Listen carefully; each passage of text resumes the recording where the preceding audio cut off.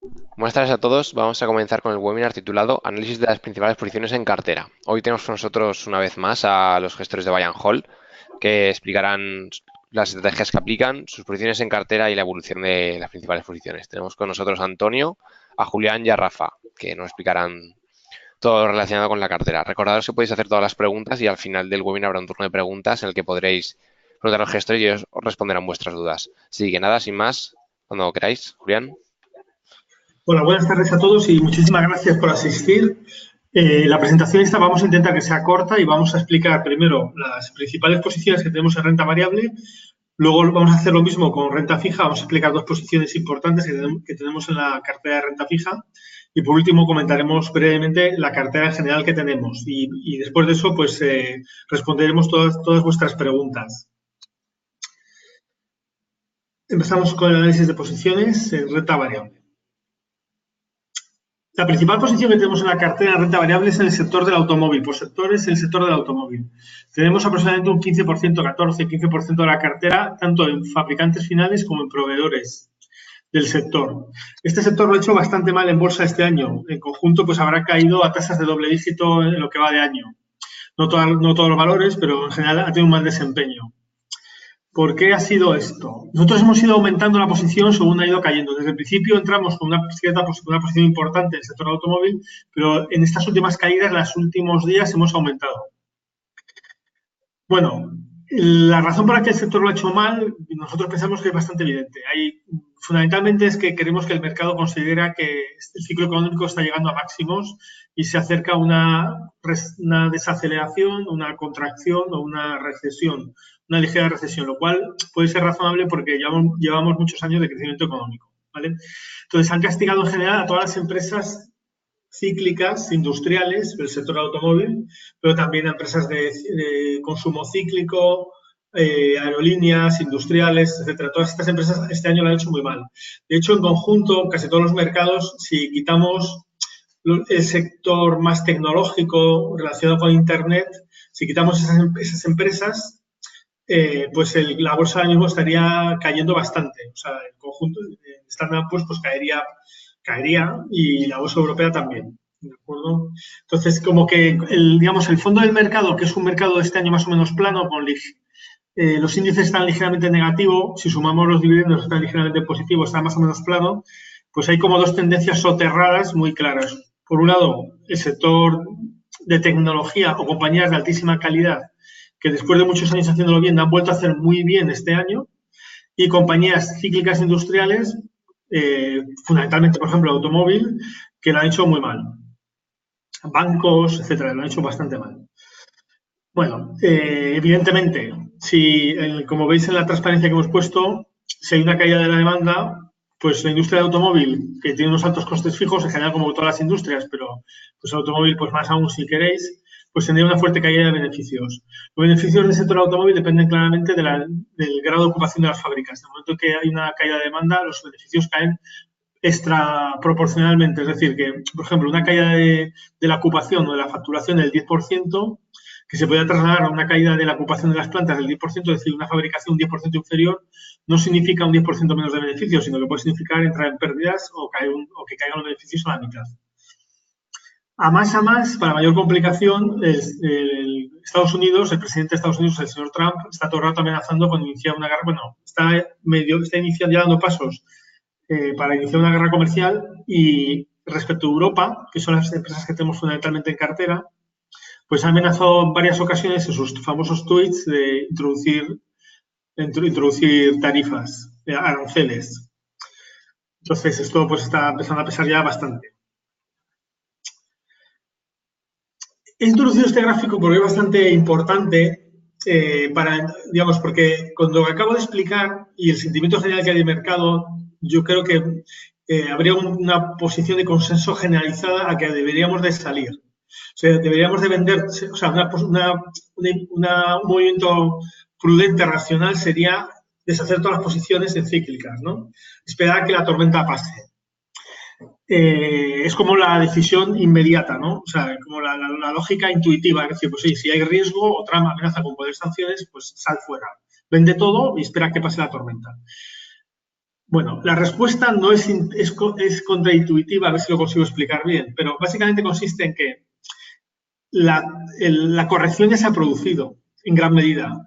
Evidentemente no tenemos una bola mágica, no sabemos lo que va a pasar, no sabemos si va a seguir corrigiendo o no, pero gran parte de la corrección ya se ha incorporado. Tanto desde un punto de vista puramente fáctico, que los precios de las acciones han caído un montón este año, y no lo han hecho bien en los últimos 2 o 3 años, y este año encima han caído más, como por el hecho de que pues, desde el punto de vista de valoración están muy baratas. Entonces, si nosotros salimos ahora, en el momento que se produzcan buenas noticias, la bolsa reacciona con mucha violencia. No espera que nosotros podamos volver a entrar, sino que salimos y cuando queremos volver a entrar nos perdemos la primera subida o la primera o la segunda subida. Entonces, este gráfico es muy interesante porque este gráfico es un gráfico elaborado por JP Morgan, analiza la rentabilidad del mercado en los últimos, creo que 20 años. Entonces, ves, digamos, hay distintas columnas. La columna más a la izquierda es lo que hubiera dado 10.000 dólares invertidos hace, creo que 20 años, sí. Ahora tendríamos 43.000 dólares, ¿de acuerdo? 43.933.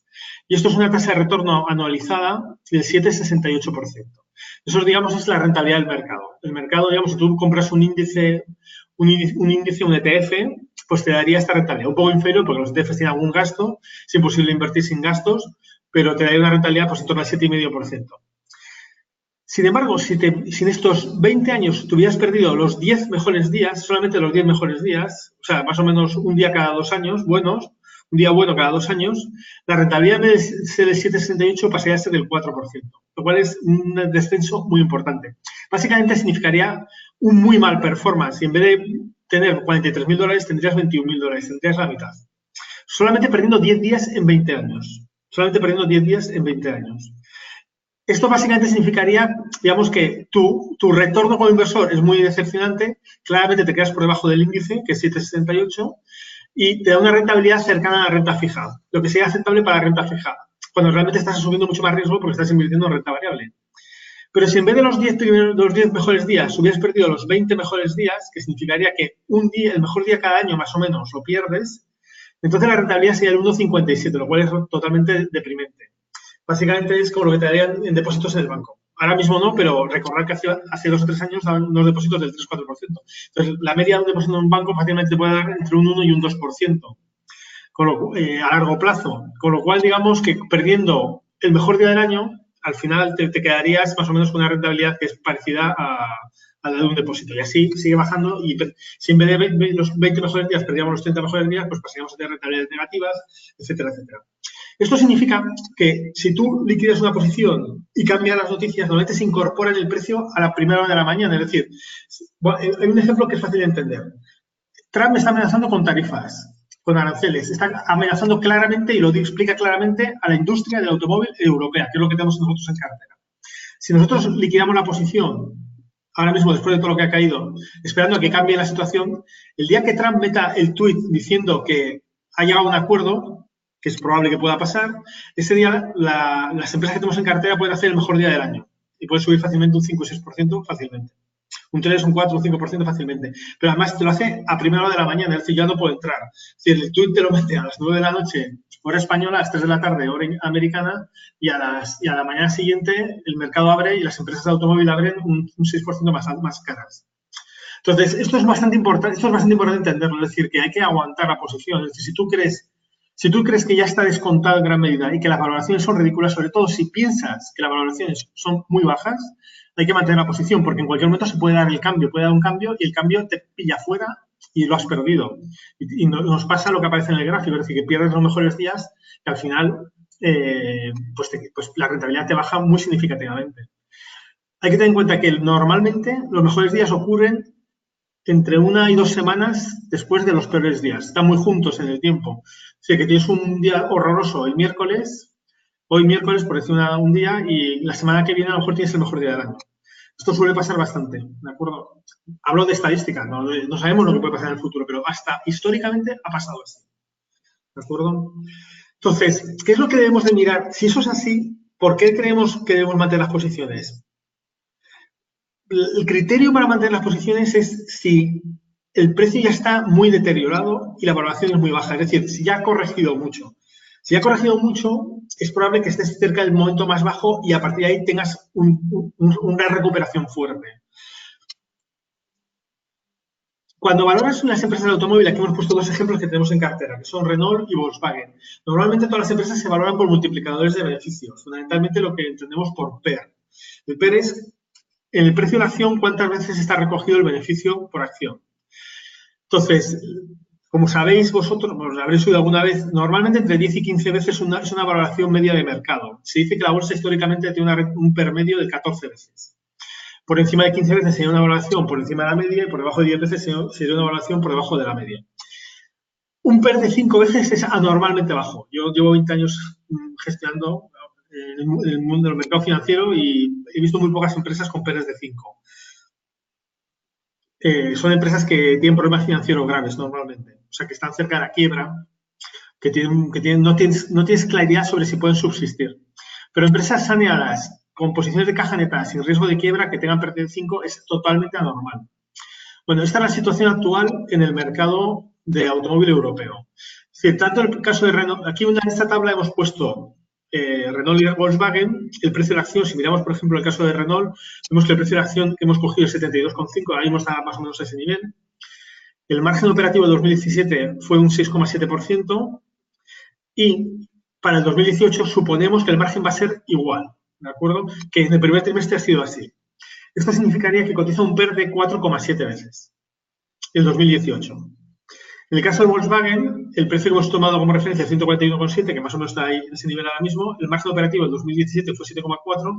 Para el 2018 estimamos un margen de 7,3 y el PER es 5,1 veces. Entonces, estas dos empresas están a PER de 5. Esto, como os decimos, es totalmente anormal.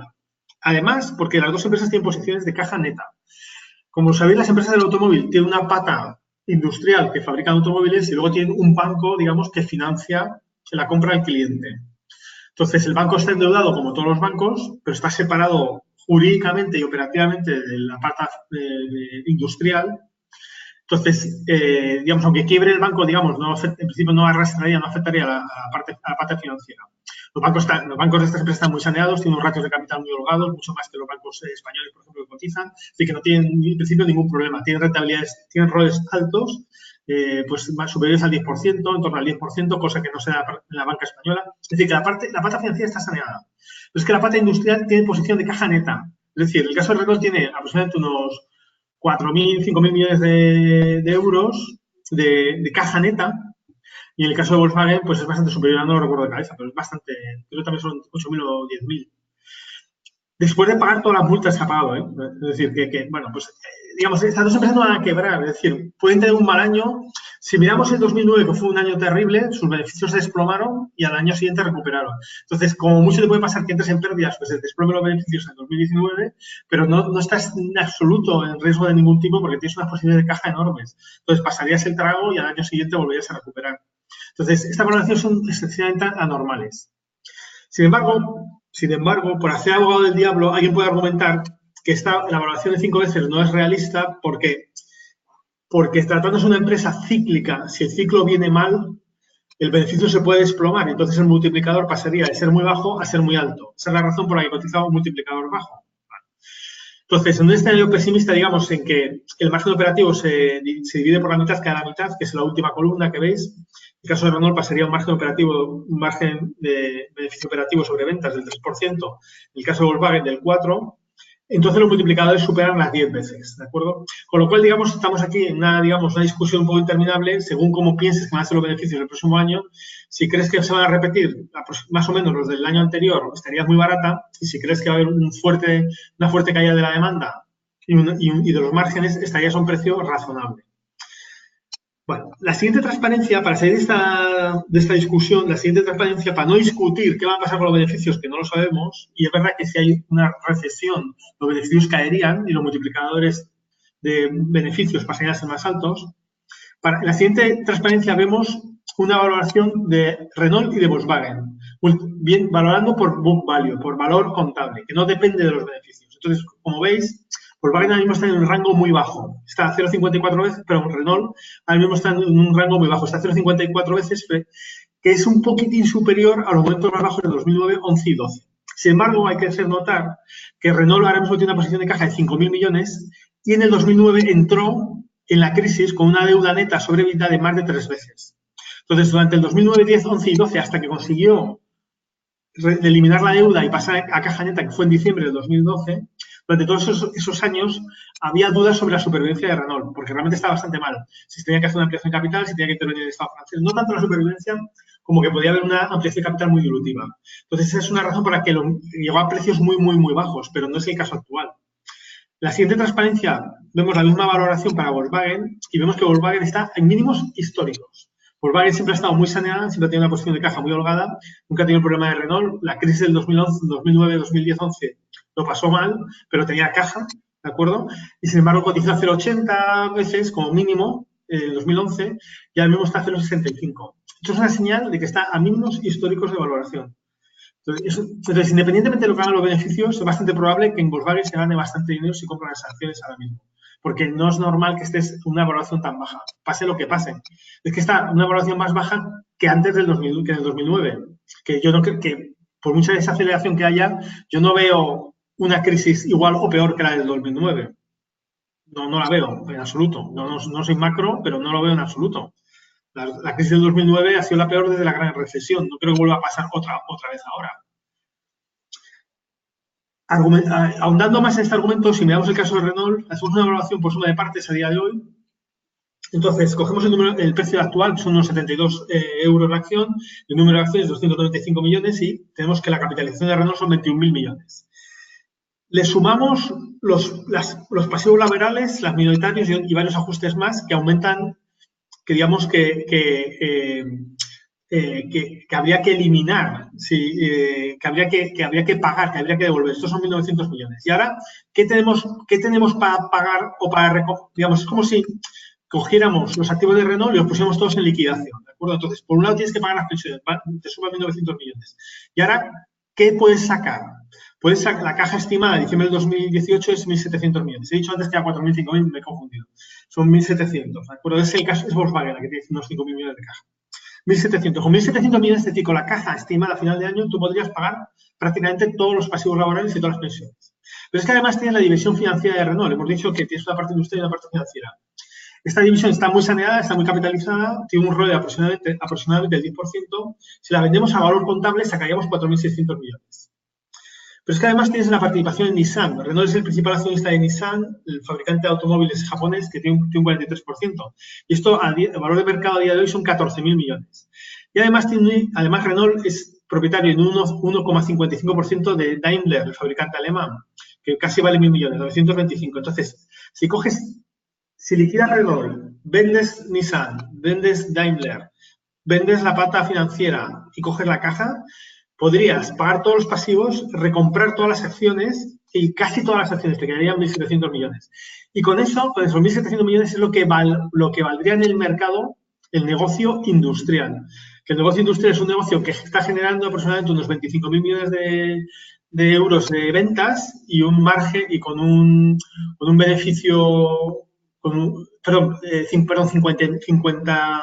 55.000 millones aproximadamente de ventas con un margen de aproximadamente 2.500 millones, un margen del 5% aproximadamente. Si un negocio que tiene un margen de EBIT de 2.500 millones, pues te lo están valorando en 1.700, ¿de acuerdo? Así que las valoraciones son extremadamente bajas. Bueno, conclusión, y ya paso la palabra a Rafa para que explique las principales posiciones de renta fija. La conclusión es que con una valoración tan absolutamente baja, después de haber sufrido una corrección tan fuerte, pues no pensamos que es el momento de vender las posiciones en cíclicos y en automóvil. Al contrario, sería para mantener o incluso para incrementar. De hecho, hemos incrementado un pelín en las últimas semanas porque pensamos que está descontado el peor escenario. Yo no sé lo que va a pasar en los próximos meses, pero pienso que es más probable que haya una recuperación en el precio de la acción a que haya una caída adicional, por estos argumentos que he dado. Pues Rafa, pasamos a la parte de renta fija y te paso la palabra. Buenas tardes a todos. Tenemos dos ideas en renta fija. ¿Pasarlo ahí en Valencia? Vamos a ver las dos ideas de mayor riesgo en la cartera de renta fija. Esta sería la que, bueno, no me atrevo a decir cuál de las dos tiene más riesgo, ¿vale? Que es Movi, la naviera más grande de Europa, la más grande de Italia. Y luego veremos Ariza. Estas no son las que más pesan en la cartera, están en el entorno del 2% en cada una de ellas, tanto en la mixta como en la de renta fija, o sea, ninguna está entre las 10 principales posiciones. Hemos sufrido con ellas porque no nos vamos a mentir, no hemos entrado en los mínimos, nos hubiera gustado ser tan listos de entrar en los mínimos, no lo hemos hecho. Movi ha sufrido mucho, por un lado, por Italia, pero sobre todo por la amenaza de dos multas, una de competencia que ya en el pasado ya le hicieron cuando compró Torremar y Tirrenia, pues ya tuvo un tema de competencia que lo ganó a la Unión Europea. Ellos estiman que lo van a volver a ganar, pero tienen ahí un contingente importante de que le pueda ser multado, ¿no? Y luego han sufrido por la subida de los precios del petróleo. Al final es un porcentaje cercano a un 25% del total de los gastos es el gasóleo, es el combustible de los barcos, ¿no? Entonces, la subida del precio del petróleo, pues, aunque hacen coberturas, al final les hace sufrir en el EBITDA, lo que nos ha hecho que el ratio deuda-EBITDA pues se haya disparado bastante. Aún así, estamos tranquilos. De hecho, el bono tocó los mínimos y ya está recuperando, ha recuperado varias figuras. Es un bono que ha llegado a pagar 14% de rentabilidad, está en entornos de 13%. Es una compañía que nos parece estratégica para Italia, porque al final es poner las islas sobre todo las islas con la península, y esto es fundamental para no todo se puede hacer sin, o sea, el barco puede llevar coches, puede llevar mercancías, es decir, es un transporte que es clave para la economía y para la sociedad italiana, ¿no? Entonces pensamos que es una compañía de más de un siglo y que van por la quinta generación. Es una compañía familiar, no cotizada, que van por la quinta generación familiar. Entonces pensamos que de este bache saldrán. Ariza, que es el siguiente, si me la pasas, Antonio, es de todos bien conocida porque hay varios value que están invertidos en la acción y nosotros hemos elegido estar en este caso en el bono porque pensamos que la salida de Ariza muy probablemente pase por tiene tres posibilidades. La que vemos más difícil sería el aumentar los márgenes subiendo precios a sus clientes, pues son clientes en algunos casos muy grandes que no es fácil negociar precios, como puede ser McDonald's u otros. Tiene una dependencia también de la materia prima, pero ahí esa tesitura la vemos difícil. El desinvertir no lo han hecho hasta ahora. Mucho tienen que cambiar las cosas para que veamos también pues la desinversión que llevan tiempo queriendo hacer de Picar, y lo que sí vemos es una más que probable ampliación de capital, porque pues hay accionistas que ya tienen el 10% de la compañía y que no nos cabe duda que siguen apostando por Ariza y afrontarán una ampliación de capital si así fuera, lo que nos beneficiaría mucho al bono. El bono tiene suspendido el pago de cupón, es decir, ninguna de estas dos ideas estoy recomendando que se invierta en ellas fuera de un contexto de una cartera diversificada, porque sería concentrar mucho los riesgos. Al final, recordar que pesa menos de un 2% en estas posiciones en el global de nuestras carteras, ¿no? Volviendo a la suspensión de Ariza del cupón, decir que es cumulativo, es decir, cualquier pago de dividendo de la empresa antes tiene que pagarnos a los bonistas en el tipo de bono que estamos, que es deuda perpetua, todos los cupones acumulados. Son cupones, además, que conforme pasa el tiempo suben en rentabilidad.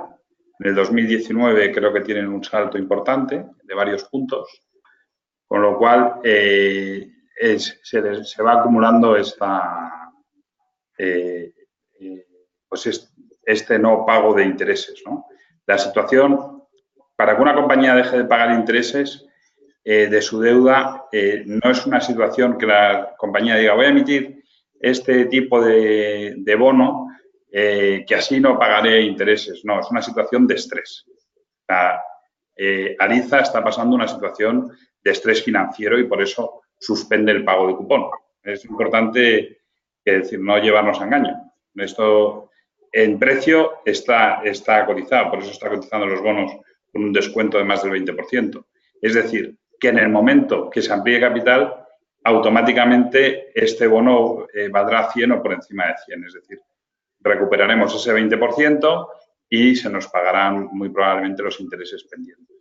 Con lo cual nos parece que es una oportunidad, pues tampoco hay tantas oportunidades en el mercado para invertir en retornos ahora de 2 dígitos muy, muy altos en renta fija.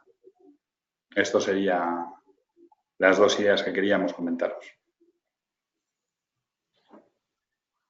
Únicamente añadir que en el caso de móvil, además hay una garantía adicional que es los barcos, creo que no lo has dicho, Rafa, que los barcos están ignorados, por lo que si la empresa suspendiera pagos, tendrían la garantía de los barcos, que son más de 50 barcos con una valoración de más de 600 millones, que es bastante superior a la deuda que tiene la compañía. Correcto. Bueno, ahora vamos a ver la evolución en lo que va de año de las 3 estrategias. Vemos que el fondo de renta fija está con una rentabilidad de 0,76% en el año. El flexible pues, está con una ligera pérdida, igual que las acciones. No estamos especialmente contentos con la parte de acciones, pero uno de los motivos, como hemos dicho, pues es que el mercado esté pensando que va a haber una crisis actualmente y esté castigando a las empresas industriales y cíclicas. Pasamos ahora a ver las principales posiciones. Las principales posiciones en la cartera de renta variable son las 2 grandes tecnológicas, Facebook y Alphabet, son nuestras 2 principales posiciones. Y luego pues vemos que lo que hemos comentado, Volkswagen y CIE también están entre las 10 principales posiciones. Por debajo tenemos también Porsche, que está separada, pero sería casi como tener Volkswagen con un poco más de descuento, pero también con menos liquidez. Y tenemos otras automovilísticas como Venal, como has comentado. El único banco que tenemos entre las 10 principales posiciones es Bankinter, porque la calidad del banco nos hace que entre los 10 principales. No tenemos muchos bancos, solo tenemos Bankinter y ING en cartera. Y luego tenemos Provident Financial, que es, bueno, no es exactamente un banco, sino es una financiera subprime inglesa. Y luego, pues, entre las principales posiciones, pues también AENA, que sería bastante conservador, y en líneas aéreas, pues tendríamos IAG y Safran, que no es líneas aéreas, pero es fabricante de motores, que también estaría relacionado. Tenemos otra línea aérea que no está entre las 10 principales posiciones. Y bueno, los fabricantes de aerogeneradores como Vestas y Gamesa también están entre las principales posiciones que tenemos en cartera. Por la parte de renta fija, las 2 principales posiciones son 2 bonos subordinados de bancos, con el primero Ibercaja. Tenemos un bono perpetuo con una rentabilidad del 7%, que supone un 8% de cartera. Confiamos mucho en este banco y en este bono por el saneamiento. Primero, porque ha sido un banco que históricamente lo ha hecho bien, está muy saneado y creemos que aún va a estar más, pues porque en el futuro va a salir a bolsa, que lo lógico es que se destinase el dinero obtenido a mejorar el Tier 1 de la compañía. o el core capital, mejor dicho, y entonces confiamos mucho en este bono. En segundo lugar está Banco Operativo, que es Cajamar, como se conoce habitualmente. Este es un bono subordinado, pero no es perpetuo. El vencimiento es 2026 y tiene una opción de recompra en el 2021 por parte del propio banco. Y si no, los tipos de interés no subirían. Así el bono da una rentabilidad de en torno al 8% actualmente. Y luego ya en tercer lugar tenemos un bono de Generalitat Catalana, que es una posición que hemos comentado varias veces. Estamos, pues la evolución ha sido muy positiva, pero han sido dando una rentabilidad pues, superior al 4%, que comparado con un bono de una duración similar del gobierno español, que estaría por debajo del 2%, por lo que nos sigue pareciendo muy interesante. Menos que hace 6 meses, pero nos sigue pareciendo interesante. Luego, las dos petroleras, la brasileña estatales y mexicana, Petrobras y Pemex, que pues debido a los problemas regionales pues han caído de rentabilidad y ha hecho que los metamos en cartera. Confiamos bastante en estas posiciones, no creamos que hay ningún riesgo. De hecho, Pemex es gran inversión y Petrobras, depende de qué agencia, también es gran inversión. Y como digo, no tenemos ninguna duda sobre ninguna de ellas dos. Y luego, pues en posiciones ya por encima del 3%, pues Antolin, que es un fabricante de componentes de automoción, que también ha sido castigado por el problema que ha habido con los fabricantes de automóviles. Hellenic Petroleum es una compañía también que no tiene ningún problema, es una compañía muy sólida y lo único, pues al ser griega, pues está dando una rentabilidad que tampoco es excepcionalmente alta. Es un bono con un vencimiento a menos de un año y está dando en torno al 2,5% de rentabilidad. Y luego, bueno, pues acciones, bonos del 3%, pues tenemos Acciona con un vencimiento a 2024, Copasa, que ha entrado hace poco en cartera y el vencimiento es relativamente corto. Y en el caso de Telecom Italia, aquí sí que la duración es mucho más larga, pero con el castigo que ha sufrido Italia ha hecho que la rentabilidad esté en torno al 5% y tenemos un bono pues, que es un vencimiento a 2055, pero a esta rentabilidad nos parece interesante. Lo hemos cubierto, estas posiciones a largo plazo italianas, por ejemplo, las tenemos cubiertas con la parte vendida. Aquí vemos que tenemos vendido pues un 30% de valor de la cartera estaría vendido en el Bowell. Bowell es el bono alemán a 5 años.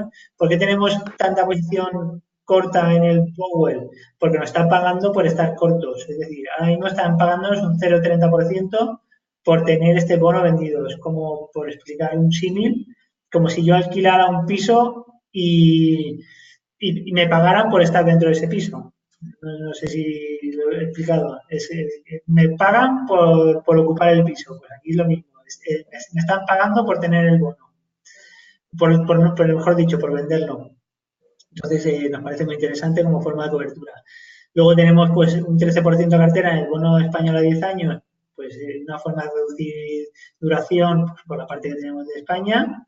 El bono alemán a 10 años, estamos cortos en un 10, casi un 8%, pues, porque la rentabilidad es ridícula, es un 1% prácticamente inferior al bono español a 10 años, están en torno al 0,35% y también como cobertura. Y la parte del BTP, que es el bono a 10 años italiano, pues por cobertura por los bonos italianos que tenemos, que prácticamente es Telecom Italia y luego también tenemos algo de Generali. Vemos por la parte de flexible, prácticamente un 80% de las carteras son similares. Hay algunas diferencias porque en este fondo lo que hacemos es aumentar posiciones en algunos valores con mayor convencimiento. Y bueno, la única diferencia aquí en las 5 principales posiciones de renta variable sería Wither, que es la otra línea que tenemos. Por la parte de renta fija, pues la diferencia principal es CaixaBank, que tenemos es un bono perpetuo, es un coco. Tenemos un 4,8 y no lo tenemos en renta fija porque este bono puede ser convertido en acciones de CaixaBank y por folleto en el fondo de renta fija no podemos tener ningún bono que pueda ser convertido obligatoriamente en acciones. Por eso sí que está en el flexible y no está en la renta fija. Y bueno, las coberturas, pues lo que hemos comentado, básicamente. Y con esto pasamos al turno de preguntas. Sí. Comentar, la yield media de renta fija es algo superior al 5% y la yield media del mixto es superior al 6% de la parte de renta fija. Eso es, y la duración está en el renta fija en el 1,5 años y en el flexible por debajo de 1 año. Sí, eso es ajustada por las coberturas que tenemos. Muy bien, pues si podemos pasar a la parte de preguntas. Daniel. Sí, empezamos ya con las preguntas. Si queréis poner de fondo las posiciones, que seguro que es mucho mejor que así los usuarios pueden ver las posiciones en cartera. Así, de adelante. Vale, tenemos unas cuantas preguntas de Twitter que nos han hecho varios usuarios y os las voy leyendo por orden. Nos dicen, ¿podéis explicar el sistema de valoración por descuento de flujos sobre una acción no española? A ver, la teoría financiera dice, y yo lo creo que es así, es decir, que no, o sea, yo creo que es lo correcto, que cualquier activo financiero se debe valorar por un descuento de flujo, sea un bono o sea una acción, ¿de acuerdo? Es decir, que un activo financiero vale lo que valen sus flujos futuros descontados una tasa de riesgo. Entonces, ¿qué eso significa? Que cuanto más caja esperamos que genere en el futuro, más vale. ¿De acuerdo? Y cuanto más riesgo, menos vale porque tienes que descontar una tasa mayor. ¿Cuál es el problema que tiene esto? El problema que tiene esto es que las dos variables que necesitas para hacer la valoración, que es estimar los flujos futuros, 1, y 2, descontarlos a una tasa, las dos son muy difíciles de valorar y de estimar. O sea, no hay una fórmula matemática o científica que nos permita sacarlas. ¿De acuerdo? Es muy difícil hacer una estimación de una empresa para 1 o 2 años, no te quiere decir nada para toda la vida de la empresa, para ad infinitum. O sea, ¿qué va a pasar con Facebook dentro de 10 años? No lo sé. ¿Qué va a pasar con Volkswagen dentro de 10 años? Es muy difícil, no lo sabemos. ¿Qué ventas qué va a facturar? ¿Qué va a ganar? ¿Qué margen va a tener? Es que es muy difícil. Pero todavía es peor calcular la tasa de descuento. O sea, la tasa de descuento realmente es una discusión teórica que podríamos estar hablando durante horas. Y bastante difícil de saber realmente cuál es la tasa de descuento correcta para descontar los flujos de caja de una empresa. Entonces, por estas razones, nosotros nunca valoramos las empresas por descuento de flujos. Algunas veces, algunas concesionarias, así que las hemos valorado así, por una TIR. Es decir, yo estimo los flujos de caja futuros y lo valoro contra el precio actual y a la tasa que descuento los flujos de caja que me da el precio actual es como una TIR a que valoro los activos. Entonces, en alguna concesionaria, por ejemplo, en Abertis en su día, por ejemplo, en la empresa que compró Brookfield Saeta Yield, sí que hicimos unos flujos de caja futuros estimados y calculamos una TIR. Porque sean concesiones, entonces los márgenes y las ventas sean estables, no había variaciones, estaba todo regulado. Pero una empresa industrial, ahí nunca hacemos valoración por flujo de caja, porque es que es imposible saber qué bajen, o sea, es imposible hacer una estimación a más de 2 o 3 años. Y es más difícil todavía saber a qué tasa debo descontarlo. Entonces, nunca lo valoramos de esa forma. Lo que hacemos es valorar por multiplicadores sobre beneficios o sobre book value, o sea, sobre distintas variables financieras de la empresa. Pero hacemos una estimación de 1 o 2 años como máximo y vemos que a qué multiplicador cotiza respecto del beneficio operativo, del EBITDA, del beneficio neto o del valor en libros. Con eso pensamos que tenemos información más que suficiente para valorar una empresa correctamente. La otra solución, que es hacer un descuento de flujos, técnicamente es la solución perfecta, pero en la práctica tiene tantos inconvenientes que creemos que distrae más que ayuda. Vale, también nos preguntan, el mismo usuario, en el numerador del Enterprise Value, ¿qué partida metéis? ¿Podéis poner un ejemplo? Desde la plataforma abierta como Yahoo Finance o Google Finance, o sea, cómo obtener los datos, vaya. Esto es interesante. Mira, vamos a volver atrás a la evaluación que hemos hecho de Renault. Porque ahí, efectivamente, la evaluación, cuando haces un multiplicador sobre EBITDA o EBIT, que en el numerador tienes que valorar el enterprise value, muchas veces esto no se valora correctamente. Entonces, en muchas páginas web, en muchos sitios, Bloomberg mismamente, a veces los datos que te dan no están bien valorados, no son correctos porque pues, creemos que no han valorado correctamente lo que es el enterprise value. El enterprise value es el valor de todos los activos. Entonces, para eso, digamos, como el activo es igual al pasivo, ¿de acuerdo? Pues empiezas a valorar, coges las partidas de pasivo que están valoradas en el mercado, ¿no? Y dices, a ver, la capitalización, está claro. Por ejemplo, en el caso de la capitalización. 2, deuda o caja neta. Si es deuda, suma. Si es caja, resta. En el caso de Renault, resta, porque es caja neta. O sea, hay más caja que deuda, ¿vale? Pero además, deberías de incluir aquellas partidas que no son de circulante y que tienes que pagar sí o sí. Digamos, y que no forman parte del circulante del día a día de la empresa. Pues por ejemplo, alguna provisión para algún riesgo cierto y grave. Las pensiones. Es decir, que tú, digamos, en España no es el caso, porque en España las pensiones las paga el gobierno, pero en Inglaterra o en Alemania las pensiones son obligaciones de las empresas y eso sí o sí lo tienes que pagar. Entonces, eso puede ser bastante dinero y puede quitar mucho el valor de la empresa. Es decir, que tendrías que sumarlo en el enterprise value, es decir, es un multiplicador mayor, está más cara, porque eso hay que pagarlo sí o sí.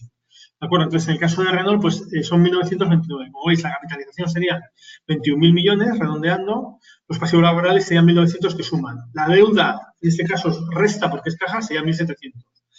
Y luego habría que añadir también los minoritarios que están aquí, presidentes y minoritarios, está todo agrupado, pero hay que añadir los minoritarios porque tú el ratio de enterprise value lo estás aplicando sobre el EBITDA o el EBIT, el beneficio operativo, que es un beneficio en el que están incluidos los minoritarios. En la contabilidad, el minoritario sale en la última línea de la cuenta de resultados donde pone beneficios atribuidos a minoritarios, pero tú incorporas todas las ventas de la empresa, incluido la parte de los minoritarios, que eso no es tuyo, porque tú tienes una participación en una filial, tú tienes el 80%, por decir una cifra, y hay un minoritario que tiene el 20%. Sin embargo, tú consolidas toda la filial con todas las ventas, con todo el EBITDA, con todo el beneficio operativo, y solamente al final del todo, antes de consolidar todo el beneficio neto, antes de eso, quitas la parte de minoritarios. Entonces, en el enterprise value tienes que tener en cuenta los minoritarios. Hay empresas que pueden parecer muy baratas, pero cuando son los minoritarios no están tan baratas, porque el EBITDA que aparece en la cuenta de resultados consolidada no es suya, una parte de los minoritarios, hay que sumarlo, ¿vale? Y por último, tendrías que restar a todo eso los activos que tienes que consolidan por puesta en equivalencia, que esto es otro tema contable, es decir, si en vez de tener un 80% de la filial, tuvieras tú un 25%, por decir una cifra, y hubiera otro socio externo que tuviera un 75%, esa filial tú no la consolidarías porque no tienes más del 50%. Entonces, la cuenta de resultados no aparecería en las ventas, no aparecería en el EBITDA, no aparecería en el EBIT, aparecería una línea que se llama puesta en equivalencia en castellano, en inglés, associates. Entonces, eso es mayor beneficio neto porque tienes un 25% del beneficio de esa empresa. Entonces, como el ratio de enterprise value EBITDA no se aplica sobre el beneficio neto, sino sobre el EBITDA, y como hemos dicho, en el EBITDA no estás incorporando esa participación tuya, pues tendrías que meterla en el enterprise value restando, ¿de acuerdo? Con lo cual, el enterprise value tendrías que poner la capitalización, más la deuda, más las provisiones y pasivos laborales, más el valor de los minoritarios de mercado, menos el valor de mercado de las participaciones de puesta en equivalencia, tus participaciones financieras o de puesta en equivalencia. Y con eso sacas el enterprise value. En este caso, en el caso de Renault, el enterprise value es 1.700 millones de euros. Ese es el enterprise value de la empresa. Si quitamos la participación financiera, ¿de acuerdo? 1.700 millones de euros, 1.735. Cuando el EBITDA de la empresa son casi 5.000 millones y el EBIT son 2.500 de la empresa industrial, lo cual demuestra una valoración ridícula, digamos, de prácticamente casi enterprise value EBIT de casi 0 veces, ¿de acuerdo? Es una valoración muy ridícula. Espero que este ejemplo haya ayudado. Pero la pregunta es una pregunta un poco técnica, creo que se haya aclarado. El que tenga alguna duda sobre esto, pues le recomiendo que vea el curso, creo que es la parte tercera, que hablamos especialmente sobre el enterprise value. Muy bien, Daniel. Así Vale, truncan los técnicos. sí, ha sido una buena explicación. Vale, pues continuamos. Tenemos varias preguntas sobre Prosegur Cash, que presentan resultados mañana. Nos preguntan qué porcentaje tenemos en cartera, qué opináis sobre la carrera de adquisiciones que está realizando estos últimos meses en Brasil, Perú y Filipinas, y si conocéis los precios de las adquisiciones. La segunda pregunta es, ¿qué opinamos sobre? Las adquisiciones que están realizando en los últimos 2 meses en Brasil, Perú y Filipinas. Sí, muy bien. Prosegur Cash es una empresa que nos gusta mucho, tenemos un 3%, hemos aumentado la posición recientemente, aprovechando la debilidad o sea, las recientes caídas. Pues la verdad es que hace unos días aumentamos la posición. Es una posición que nos gusta bastante. Nos gusta mucho porque ahora mismo está valorado aproximadamente a un PER de 5 veces, de 15 veces, perdón, del 2018, los beneficios del 2018. Hay que tener en cuenta que los beneficios del 2018 están muy deprimidos, van a caer en torno a un 20-25% respecto al 2017, fundamentalmente por una depreciación de las monedas latinoamericanas. Prosegur Cash tiene un 80% de negocio en Latinoamérica, 80-90% de negocio en Latinoamérica, casi todo el negocio latinoamericano, entonces está muy sujeto a la variación de las monedas latinoamericanas, fundamentalmente de Argentina y el real brasileño y el peso argentino. Y además en Argentina tiene un peso importante, tiene a lo mejor un 30% de negocio está en Argentina. Entonces, digamos, aunque los fundamentales son muy sólidos y el negocio crece mucho, es un negocio que nos gusta porque es un negocio monopolístico, oligopolístico, es decir, en cada país hay 2 o 3 operadores. Entonces, es un negocio que hace que los márgenes sean altos, que tengamos un control de precios, es decir, si hay 2 operadores para transportar dinero de bancos, todos los bancos tienen que acabar hablando contigo. Es muy fácil que les puedas subir los precios, porque es que solamente te tienes que pelear con otro operador más. Es muy difícil que se establezca una guerra de precios irracional entre tú y otro operador. Lo normal es que nos pongamos de acuerdo. No estoy diciendo que descubres el teléfono y le llames para ponerte de acuerdo, que eso es ilegal. Estoy diciendo que de forma espontánea, al haber 2 operadores, pues no nos hacemos daño y vamos subiendo los precios poco a poco. Es decir, que es un negocio que estructuralmente es súper interesante. Es un negocio en el que no tienes competencia, es un negocio maldito porque se dedica al transporte de caja, de efectivo. Entonces hay una percepción del mercado de que esto va a desaparecer. Y puede que a largo plazo desaparezca, aunque a día de hoy no está pasando. A día de hoy está aumentando, no solamente en Latinoamérica, está aumentando también en Europa. Por la razón que sea, están aumentando contra la percepción y el consenso general del mercado de que la caja desaparece. Está aumentando en todos los países. Eso es lo que pasa. No me preguntes por qué, porque para mí también es sorprendente, pero pasa. A día de hoy aumenta. Entonces, es un negocio que no tienes competencia, nadie entra a tu negocio, es un negocio maldito, es un poco parecido al tabaco, en el sentido que es maldito, nadie quiere entrar, no tienes problemas de competencia, tienes 2 operadores y encima vas haciendo adquisiciones para posicionarte en cada mercado nacional como el segundo o el primer operador. Como hemos dicho, solamente suelen ser 2, raramente 3. Entonces, las adquisiciones que están haciendo es súper interesante, es lo que llevan haciendo toda la vida, no es algo nuevo. Los últimos 10 años han estado adquiriendo empresas y los resultados financieros han sido extraordinarios. O sea, los beneficios han crecido de forma extraordinaria en 10 años. El único problema grave que tiene Prosegur Cash es que está sujeto a Latinoamérica, a la volatilidad de las monedas latinoamericanas, que es muy alta. Es decir, esta empresa tiene que tener un crecimiento orgánico muy alto para poder compensar la depreciación estructural que sufren las monedas latinoamericanas. Y de hecho lo tiene. Es decir, que aunque tienes crecimientos orgánicos del 5 o 10%, es que es necesario, porque es que el real brasileño o el peso argentino se te devalúan de media pues un 5 o 10% al año, que además no lo hacen linealmente, normalmente se te deprecia un 30 o 40 de golpe, luego se tiran a lo mejor 2 o 3 años planas, pero al final de media durante 3 o 4 años se te van devaluando muchísimo. Entonces tienes que crecer mucho para compensar esa devaluación. Pero incluso teniendo en cuenta eso, cuando tú miras los beneficios de Prosegur Cash a largo plazo, un periodo de unos 10 años, calculamos que el beneficio por acción ha crecido a doble dígito más o menos. Entonces, un negocio excepcional, se dedican a adquirir muy bien, lo llevan haciendo toda la vida, cogiendo posiciones de dominio en mercados nacionales, gestionado por una familia muy buena gestora, que tiene el control de la empresa. El único riesgo que tiene es la devaluación de las monedas latinoamericanas. La devaluación se produce en saltos de golpe, o sea, de forma brusca, que es una oportunidad para entrar, por ejemplo, ahora. Es decir, has tenido una evaluación muy fuerte en Argentina, ha caído bastante la acción, ha caído un 20-25% desde máximos, pues es el momento de entrar.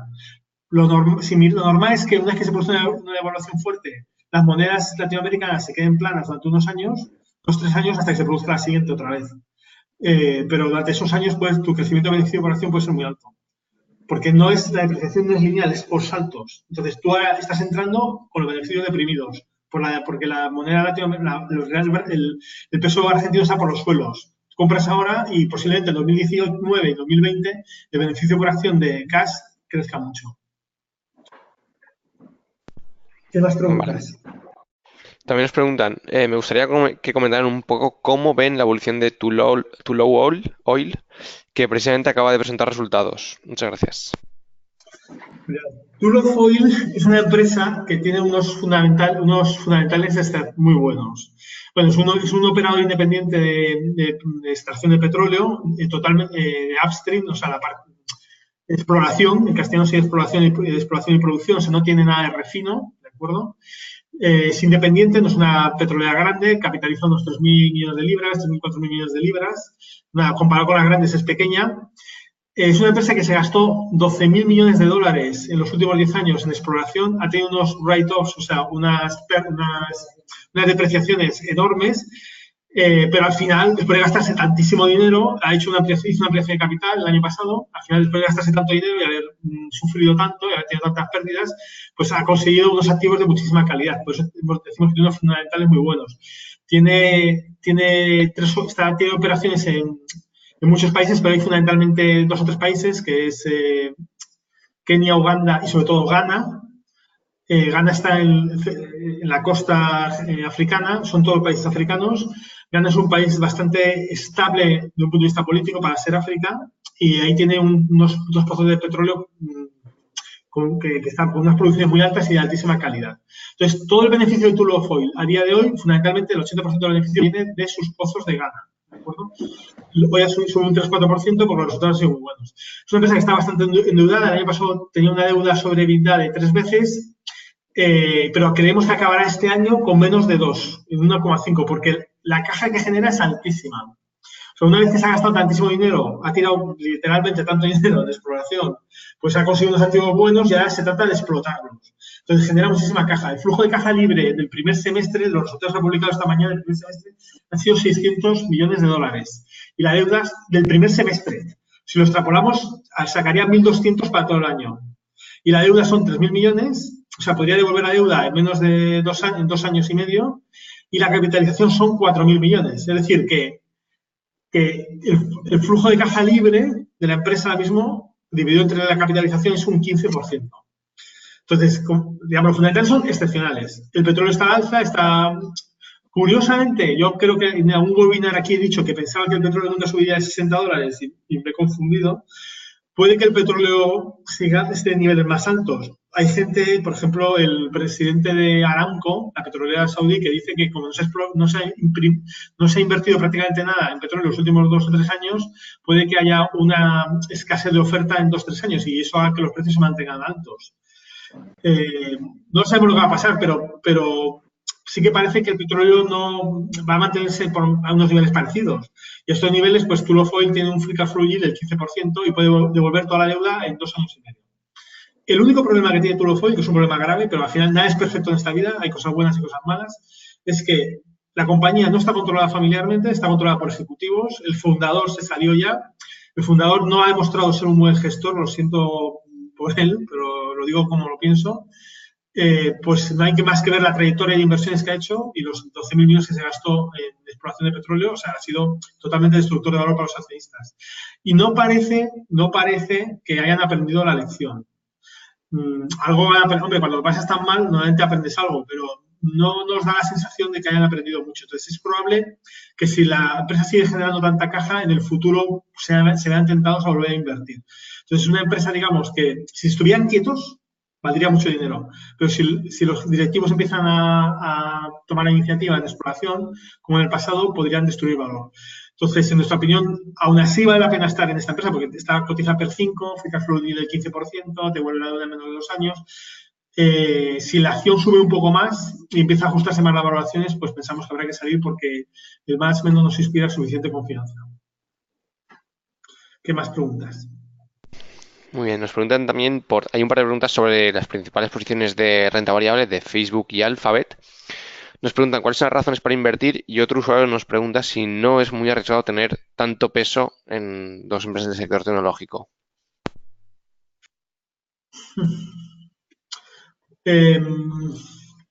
A ver, al final entre las dos tenemos un 7%, o sea, tampoco es no tenemos un 20% o no llegamos ni siquiera al 10%.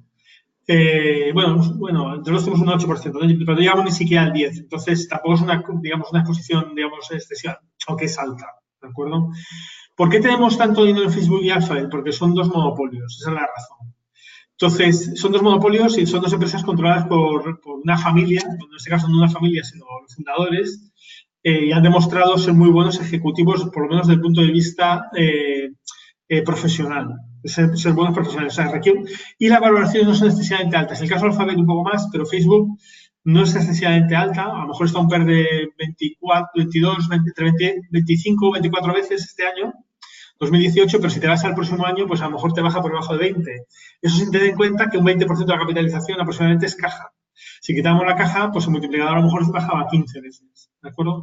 Entonces, como que reúnen todas las características adecuadas, que es una valoración racional, no excesivamente alta, para la calidad del negocio. Evidentemente, no está per 5 como Volkswagen, pero es que Facebook crece un 60%, está creciendo en ventas un 60% al trimestre. El último trimestre las ventas creció un 50, no recuerdo, un 50 y tanto, 60.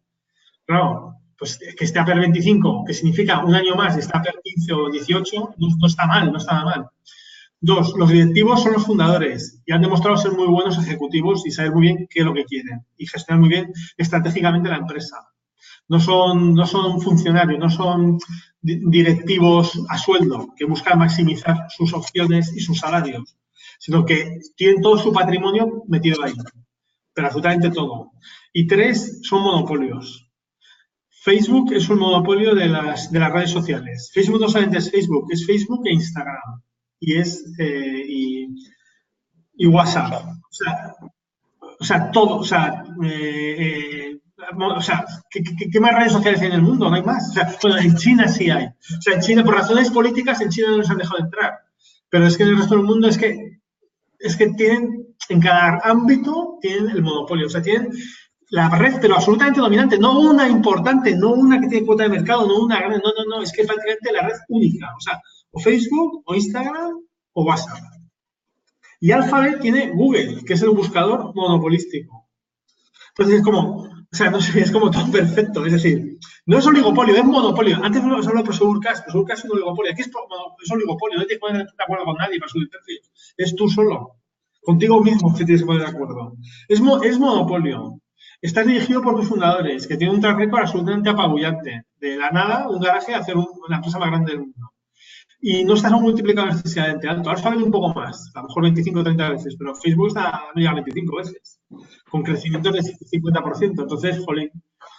La verdad es que Facebook y Alphabet son empresas que a pesar del peso que tenemos nos sentimos muy cómodos. No sé si Rafa quiere añadir algo. Rafa es muy fan de estas empresas. Hombre, el dar la espalda a la digitalización, pues no parece que tenga mucho sentido común.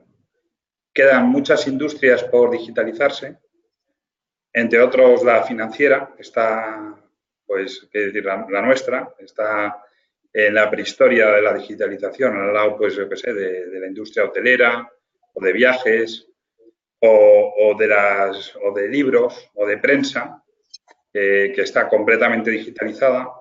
Google tiene un peso en publicidad digital del 40% de todo el mercado mundial, con crecimientos, pues eso, de 25%. Entonces, pero el mundo de la abogacía, pues está por digitalizar, etcétera, etcétera. Entonces, estamos en los comienzos, no son empresas súper maduras, ni industrias. La entrega de dinero, pues es una industria oligopolística, súper atractiva, pero hipermadura. O sea, ya iban en diligencias llevando dinero, ¿no? Wells Fargo en sus inicios. Pues esto es que estamos en los comienzos. Muy bien. ¿Alguna pregunta más, Daniel? Sí, continuamos. Se os ve muy comprometidos con las tecnológicas. Nos preguntan ahora por Telefónica. Un usuario nos pregunta qué opináis de ella y si crees que puede tener problemas, a qué precio, si tienes algún precio objetivo. A ver, nosotros durante hace ya muchos años que no tenemos ninguna posición en telecomunicaciones, ni en Telefónica ni en ninguna otra. Eh, a ver, la visión, o sea, la verdad es que esta decisión ha sido buena porque realmente lo han hecho muy mal en bolsa. Como dicen los ingleses, ha sido un underperformer muy significativo, ¿no? ¿Por qué? Básicamente el problema que tienes con las telecomunicaciones es que son los si miramos, por ejemplo, el caso de Europa, los reguladores están muy obsesionados una competencia para poder bajar los precios, sobre todo el Servicio de Competencia Europeo está muy preocupado con que haya una competencia efectiva en los países para bajar los precios, entonces impiden la concentración. Si hay concentración, automáticamente exigen que se da parte del espectro a un operador nuevo, que se le venda parte de los clientes, de forma que haya una competencia efectiva. Entonces, en todos los países europeos hay 3 o 4, no más bien 4 que 3. Entonces, la experiencia nos ha demostrado que con 4 operadores las guerras de precios son totales. El servicio de telecomunicaciones, por definición, es una commodity.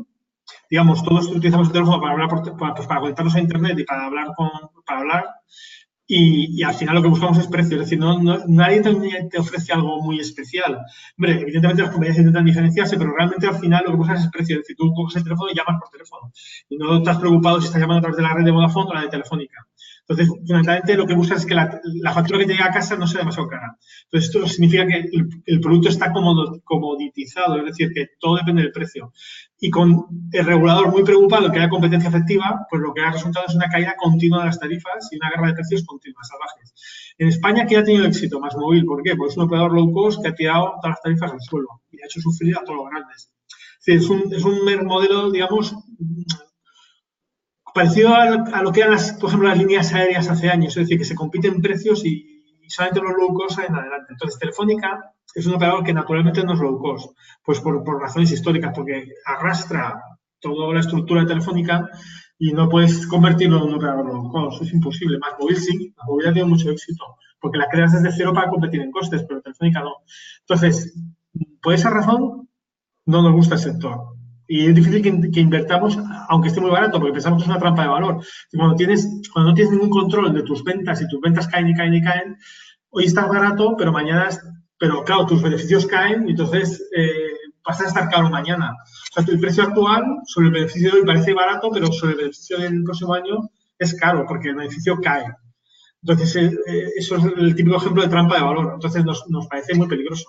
El caso de Telefónica, además, tiene otros problemas específicos. Y es que la posición en algunos mercados, fundamentalmente en Inglaterra, en Alemania y en México, es mala. Incluso en Argentina. Es decir, quitando España, en el resto de mercados está en mala posición porque o tiene solamente una prueba de telecomunicación, una prueba de móviles, como el caso de Alemania o de Reino Unido, o el caso de México, tiene otros operadores mucho más grandes que le comen la torta, que encima tienen servicios integrados de fijo y móvil, con lo cual, sin esa integración no puedes competir. O sea, tú compites en precio, pero siempre es que tengas algunas cosas integradas. Si no tienes integrados fijo y móvil, es que no pueden empezar a competir. Entonces, Telefónica particularmente no está en una buena posición. Entonces, es una empresa que no nos acaba de convencer. Es verdad que está muy barata, ha caído mucho, pero pensamos que puede ser más una trampa de valor que una compra clara. Por esto que acabamos de decir. ¿Qué más? Una pregunta que me parece interesante. Un usuario nos pregunta, ¿qué os parece más fácil, valorar la renta fija o la renta variable? La renta fija, ya paso. La renta fija. Claro, la renta fija al final lo que tienes que ver es si la compañía te va a pagar al vencimiento. Entonces, si aciertas en ver que no va a quebrar, el resultado está claro cuál vas a obtener. Tu precio de compra, los cupones y vas a obtener el 100% del capital. Entonces, es mucho más fácil. En renta variable tú puedes hacer bien todos los análisis y no darse tu supuesto hasta no sabes cuándo, no sabes si va a tardar un año o 25 en que, aún haciéndolo todo bien, que el mercado te dé la razón. Entonces, por esto es mucho más fácil la renta fija. Vale. Soy nos pregunta, aprovechando, nos viene al pelo, pregunta, ¿qué recorrido le veis al fondo de renta fija, teniendo en cuenta lo que ha pasado estos meses con el tema de Italia? Bueno, al final lo que sabemos es que el fondo de renta fija tiene una rentabilidad cercana al 5%, está por encima del 5%, pero si tenemos en cuenta que tiene un 11% de liquidez, es decir, tenemos un 5,35 de lo que está invertido, pero hay un 11% de liquidez que no te da nada, sería un 4,75 aproximadamente. Si quitamos la comisión de gestión depositaria, pues estaríamos por en torno del 4 o un pelín por encima del 4%. Pues si no pasa nada, debería darte un 4% cada 12 meses. Lo que pasa es que hay imponderables como, por ejemplo, tú compras un bono, para ver si lo explico, yo compro un bono a 10 años, por el medio, a los 10 años sé que si la empresa no quiebra y me da un 5% cada año, ¿cuál va a ser mi rendimiento? Va a ser el 5% anual. Y me devuelven a los 10 años el capital. Pero por el medio puede ser que el bono esté al 80%. Entonces, el primer año, si yo compro a 100 y baja al 80 la valoración, he perdido un 20%. Le gano un 5% por cupón, aún así he perdido un 15% al año. Luego lo recuperaré, pero ese año he perdido un 15%. Entonces, yo sé el resultado medio cuál va a ser. El resultado medio en 4 o 5 años pues va a ser en torno al 4%. ¿Qué va a ser este año? Pues es difícil. Puede ser un 8 o puede ser un 0 o un -3. Los años anteriores, pues con unos cupones similares o incluso inferiores, obtuvimos rentabilidades por encima del 6% y este año estamos en el 0,70. Entonces, es difícil, es decir, a un año es difícil. La lógica es que lo que esperamos pues que cada 12 meses pues estuviera sobre el 4%. ¿Qué más preguntas, Daniel? Vale, pues por ahora hemos acabado las preguntas, así que podemos dar por finalizado el webinar. No sé si queréis añadir algo más antes de despedirnos. Pues no, muchísimas gracias a todos y nada, que estamos muy contentos con las carteras que tenemos, tanto de renta fija como de renta variable, y pensamos que en los próximos meses tendrían que hacerlo bien, los próximos años, o sea, en el futuro. No tenemos una bola mágica, pero que desde luego en algún momento lo harán bien, sin duda, porque tanto los activos que tenemos de renta fija como de renta variable pensamos que están bastante infravalorados, por eso lo tenemos en las carteras. Ya está, muchísimas gracias a todos por estar aquí con nosotros. Muchas gracias a vosotros por la charla y hasta la próxima. Vale, muchas gracias. Hasta luego. Hasta luego.